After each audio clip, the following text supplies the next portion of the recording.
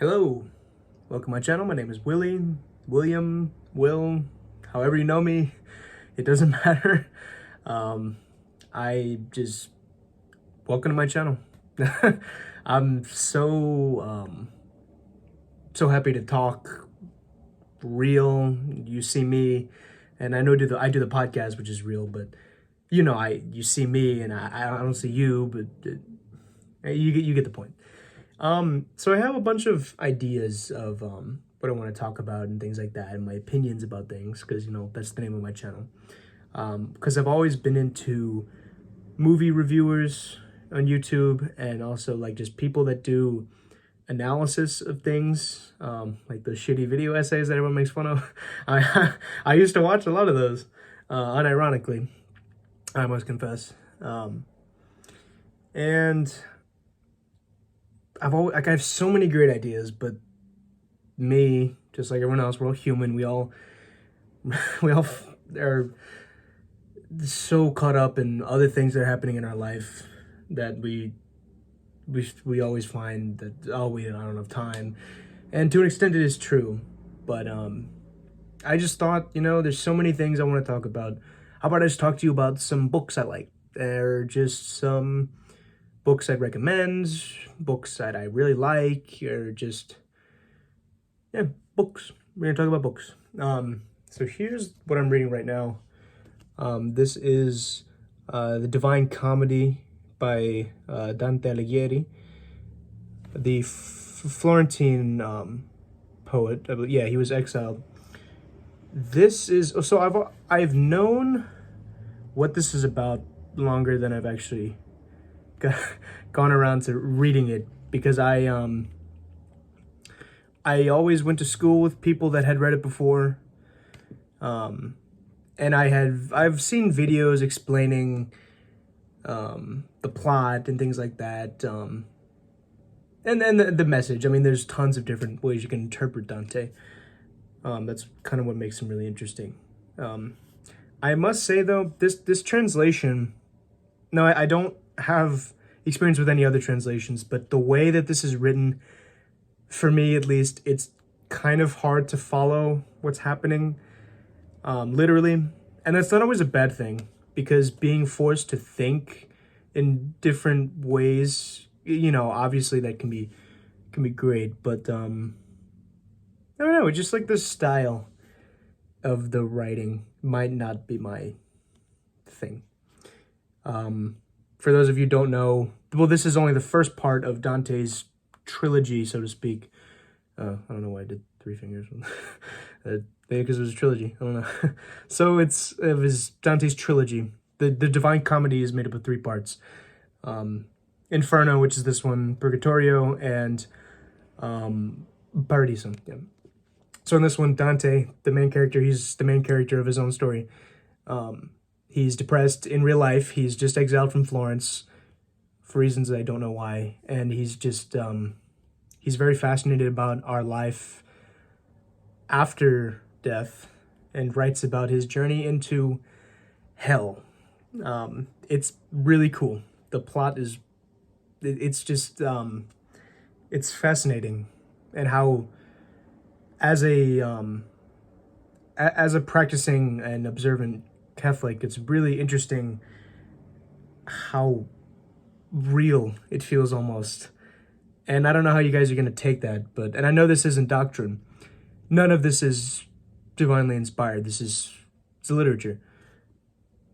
But it's still just shockingly, I mean, I wouldn't say accurate, because I don't know what hell or heaven looks like, because we don't know. But yeah, it's just interesting. I'll put it that. Other books that I really like. This I just read it about last year. The Alchemist. I don't know if you guys have ever heard of it. This is actually a Brazilian book. This is the Spanish translation, El Alquimista. It is, man, it's one of the best books I think I've ever read. It's so, it's dreamlike, but not really. It's Well, okay, so basically it's about this guy who he lives in Spain, and he somehow finds himself in the middle of the desert, and he knows he has to find some sort of treasure, and he's not really sure what it is, and he doesn't know where it is, but he goes on this whole journey, and I don't want to spoil anything, but just the message of trying new things, and like the meaning of trying new things, but also like accomplishing things and how they really matter, and how you have ideas, and you have dreams, and you have things you want to do someday, but then how sometimes like this one character says, who wants to go to Mecca one day. I believe he's Muslim. The main character asks him, well, why don't you want to go to Mecca? Why don't you just, you can do it, just go. And then he's like, well, we have these ideas of what we think things are before we really know them, but once we do know them, it's not really what we expected, and we have expectations, and things don't always meet them. And it's better that we just leave it as a dream and do our normal life. And it's a very big contrast to what we have today, where it's, follow your dream, all this stuff, you could accomplish anything. And that's great for some people, but I really think the message of The Alchemist, which, that's not the central message, but it's one of them. I think that's really something that people should hear. Well, even it says, una fábula para seguir tus sueños, which means a fable to follow your dreams. So I guess could be being ironic. I don't know. Also, just like it has this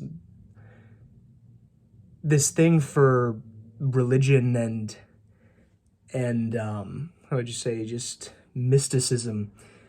Like in the desert, when he encounters all the, there's Christians, Muslims, there's no stopping and asking, like, oh, how does this empirically work? How does this work scientifically? Like, just no, let's just go with it, yeah.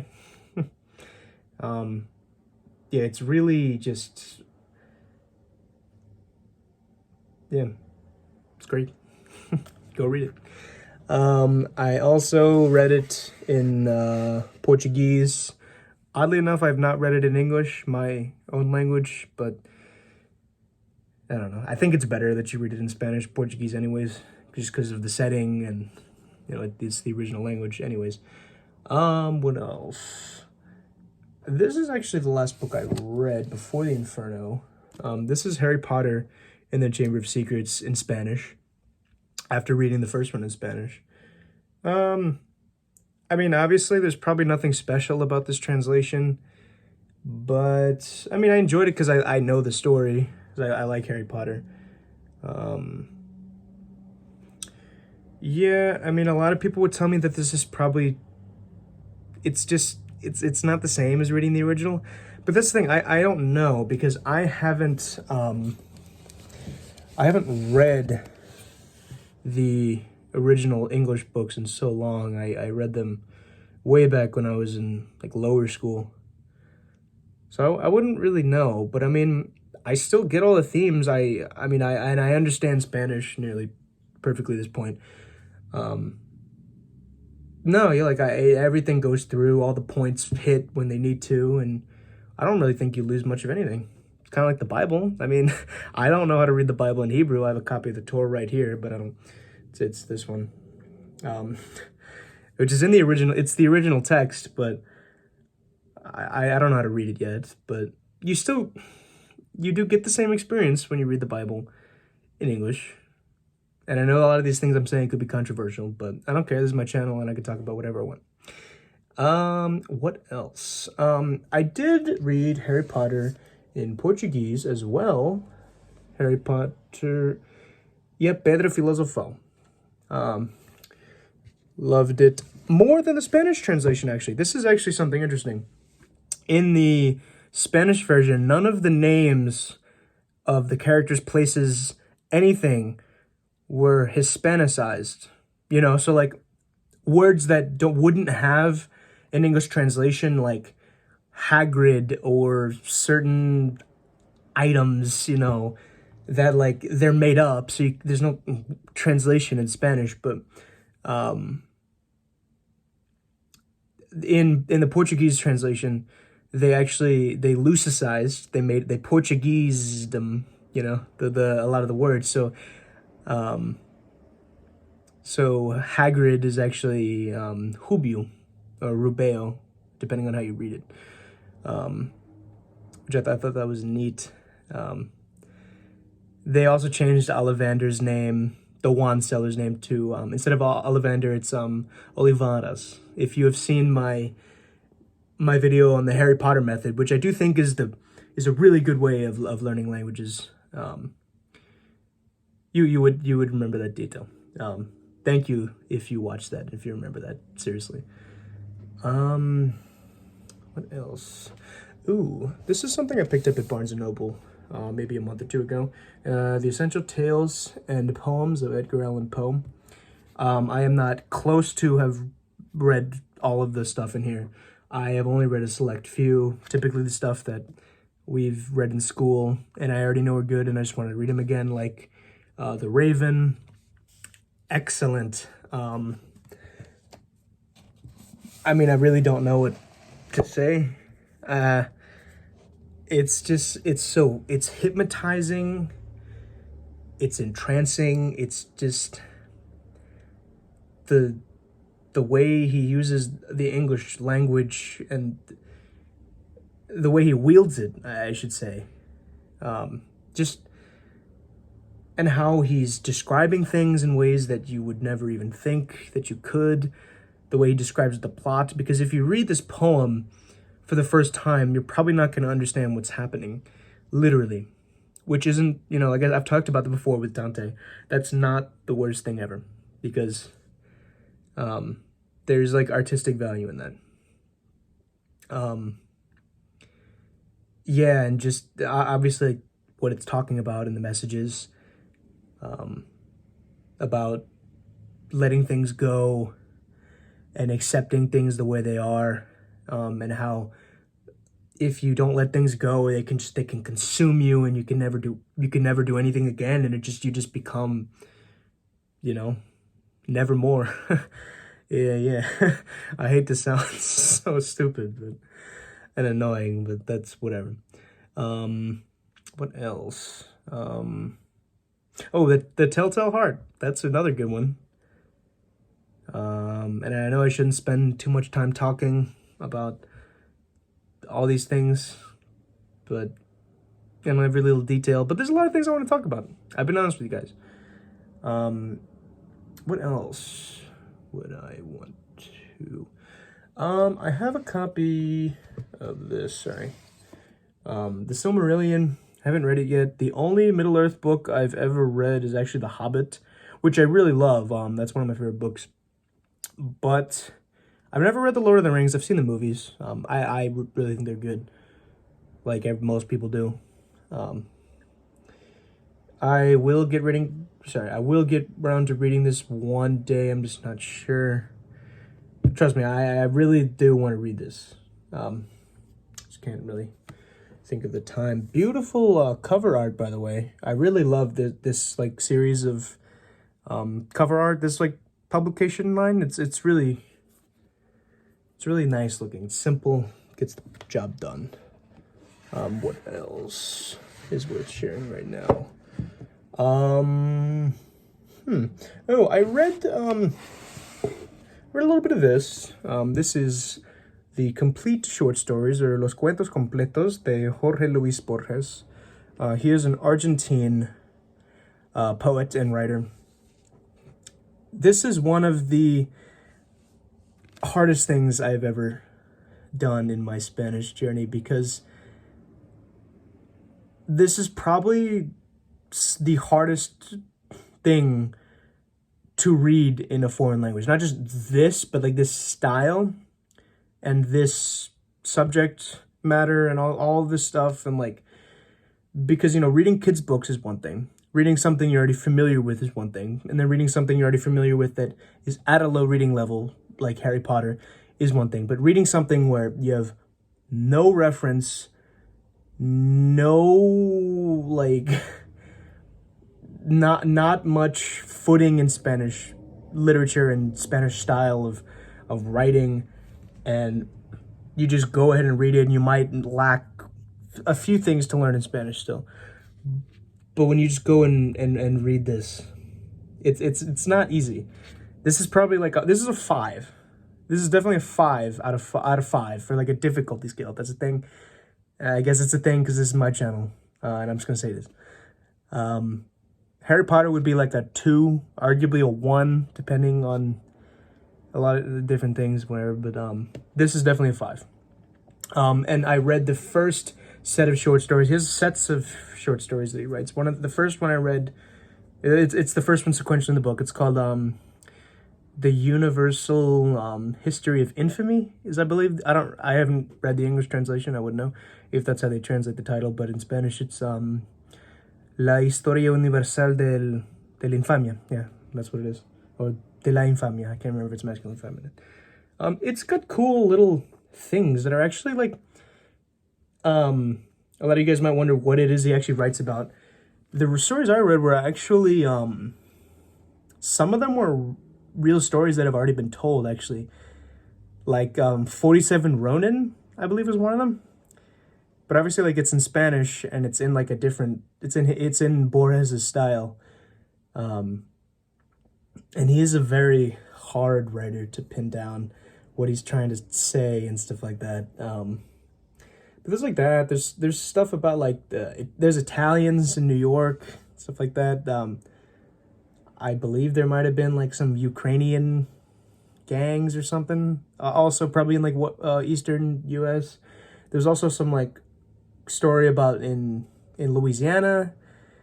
There's also one in like the U.S.-Mexico border and these interactions between Americans and Mexicans. It's interesting, and I know I use hyperbolic words a lot to describe why I like things, but I like a lot of things. Let me just say, I like things because there's a lot of good things out there.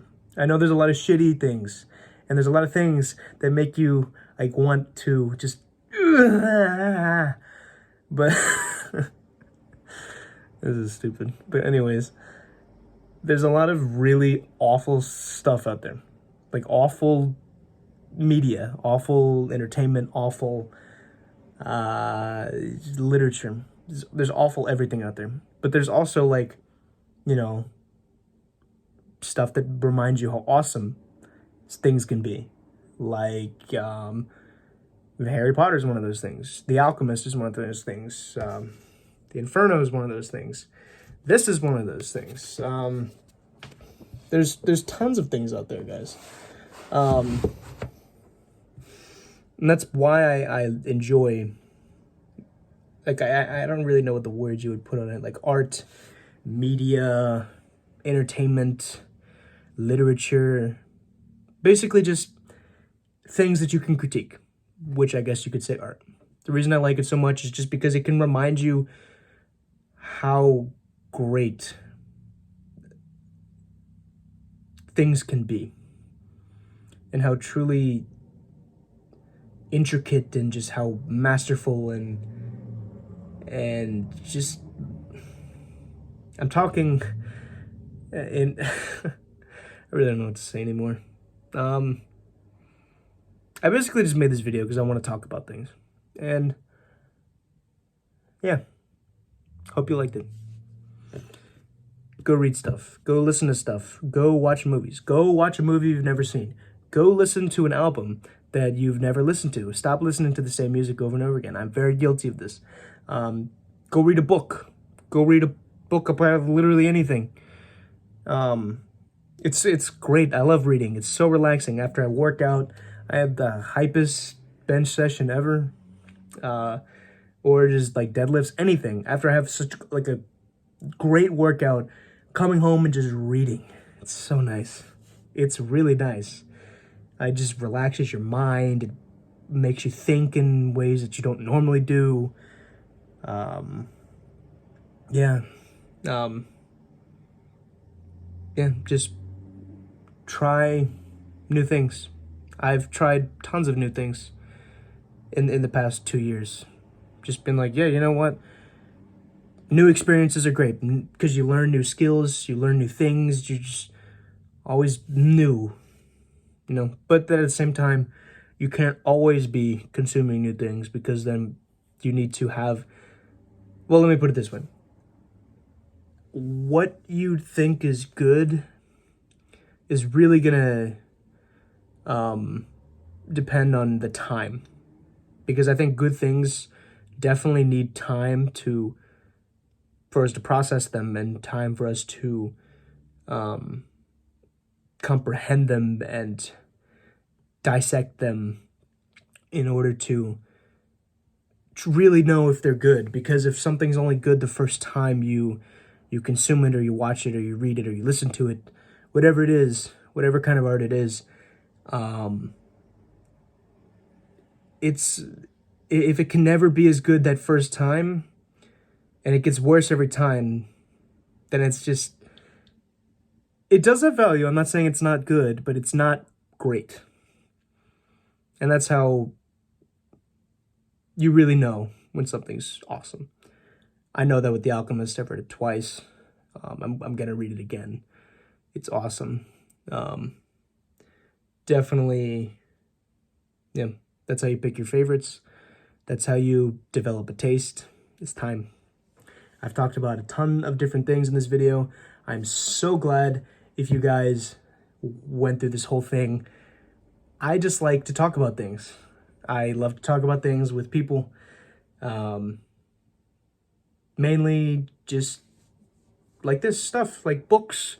I want to do one about movies. I want to do one about music, history, maybe different topics, like what's my favorite languages, what's my favorite cultures, what's my favorite traditional dress, or what's my favorite traditional food from certain countries and stuff like that. There's tons of things I can talk about because it's YouTube and I live in America, and you can, if you can, if you want to and you can, and just thanks guys.